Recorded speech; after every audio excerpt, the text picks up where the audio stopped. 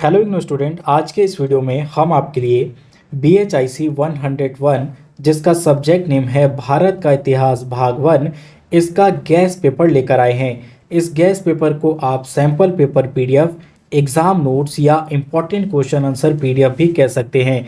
जिन students का भी अभी इस सब्जेक्ट कोड का एग्ज़ाम होना है तो आप इस PDF की मदद से अपने एग्ज़ाम की प्रिपरेशन कर सकते हैं। खास तौर से वो सभी स्टूडेंट जिनके पास इस सब्जेक्ट कोड का कोई भी स्टडी मटेरियल अवेलेबल ना हो, और यदि अवेलेबल है भी तो आपके पास इतना समय नहीं है कि कम समय में आप अपने सिलेबस को कवर कर पाए। तो ये एक शॉर्ट ट्रिक होगी आपके लिए कि यहाँ पे कुछ आपको लिमिटेड क्वेश्चन आंसर्स दिए गए होंगे और इन्हें अगर आप प्रिपेयर कर लेते हैं तो आपके एग्ज़ाम में पासिंग मार्क्स आने के चांसेस हो जाते हैं। यहाँ पे कुछ इस प्रकार के आपको क्वेश्चन और आंसर्स दिए गए हैं। जैसा कि पहला क्वेश्चन आप देख सकते हैं, पाषाण युग में इंसान कैसे थे, विवरण दीजिए। तो यहाँ आपको बताना है पाषाण युग के बारे में। तो यहाँ पे देखिए, मनुष्य जो है, जिस आधुनिक मनुष्य की आज हम बात करते हैं या आप और हम जो हैं, तो हमारा विकास किस प्रकार से क्रमिक रूप से हुआ, किस प्रकार से हम जीव से मानव रूप में आए और एक क्रमिक विकास के तहत कैसे हमें बुद्धिमत्ता का जन्म हुआ, कैसे हमने हथियारों को उत्पन्न किया, इसके साथ साथ कैसी हमारी जीवन प्रणाली थी।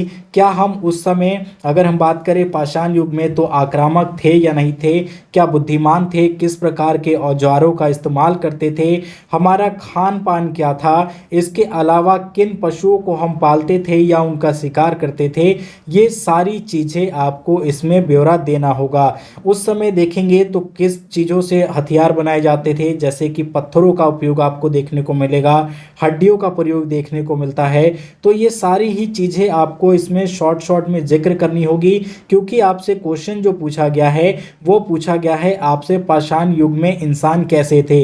तो ना केवल इंसान का उसका व्यक्तिगत जीवन, बल्कि वो किस प्रकार से उसका रहन सहन था, सामाजिक था या नहीं था, उससे जुड़ी सभी चीज़ों का आपको इस क्वेश्चन में आंसर देना है। इसलिए यहाँ ये आंसर आपके लिए कंप्लीटली विस्तार पूर्वक दिया गया है, ताकि इस क्वेश्चन को अगर मॉडिफाई करके भी आपसे पूछा जाए कि पाषाण काल में व्यक्तियों का सामाजिक जीवन कैसा था या किन हथियारों का प्रयोग करता था, तो ये सारी चीज़ें भी आप लिख पाए। इसी प्रकार से नेक्स्ट क्वेश्चन हो सकता है, भीमबेटका के पाषाण कलाओं पर किन नमूनों का प्रभुत्व है, अन्य किस प्रकार के भाव निहित है।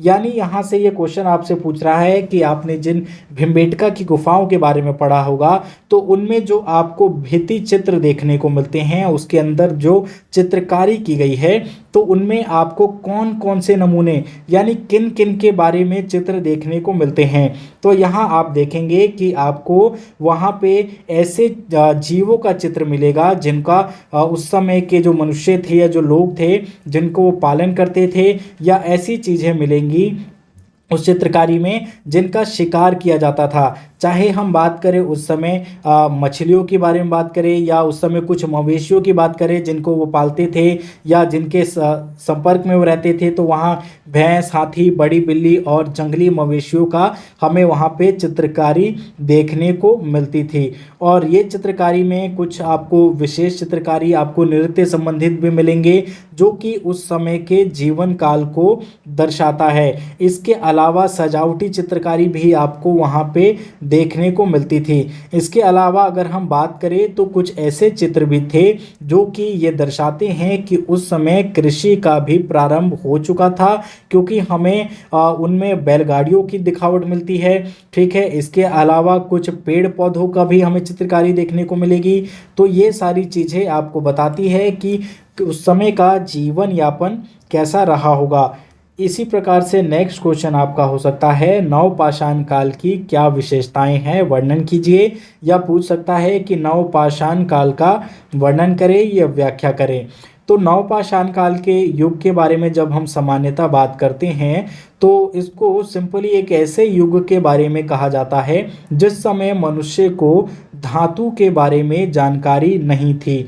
और अगर नवपाषाण काल युग की बात करें तो उस समय का जलवायु लगभग आज के जलवायु के समान ही था, क्योंकि जलवायु समान थी इसलिए उस समय भी जो मनुष्य थे उन्होंने अपने भोजन के लिए कुछ पौधों का रोपण करना और उन्हें उगाना सीख लिया था। जैसे कि गेहूं और जौ के बारे में बात करें तो ये नवपाषाण काल से ही स्टार्ट हो गया था। उस समय इसको भोजन पकाने की विधि का भी उस समय विकास हो चुका था। इसके अलावा अगर हम उस काल के औजारों की बात करें तो उस काल में सामान्यतः तौर पे औजार बनाने के लिए पत्थरों का प्रयोग किया जाता था और इन पत्थरों को घिसकर और पॉलिश करके उन्हें चमकदार बनाने की कोशिश की जाती थी और उसी का प्रयोग वो लोग शिकार करने के लिए या किसी भी चीज़ को काटने के लिए प्रयोग में लाते थे।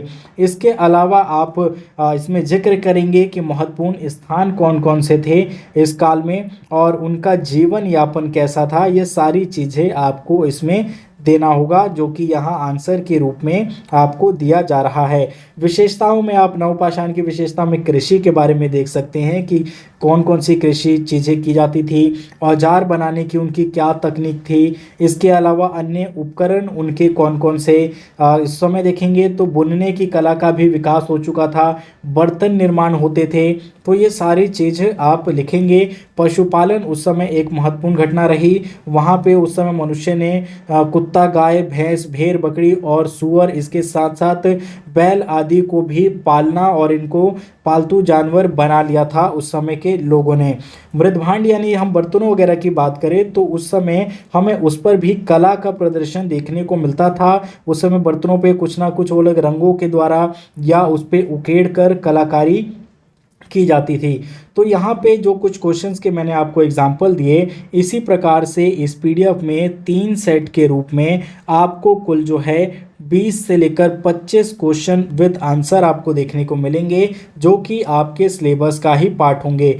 तो अगर आप इस पीडीएफ को परचेज करना चाहते हो तो दिए गए व्हाट्सएप नंबर पर मैसेज करके आप इस पीडीएफ को प्राप्त कर सकते हैं और आप चाहें तो इन क्वेश्चंस को नोट कर लें। अगर आपके पास स्टडी मटेरियल अवेलेबल हो तो खुद से ही इन क्वेश्चन को प्रिपेयर करें। आई होप आपके लिए ये वीडियो यूजफुल होगी।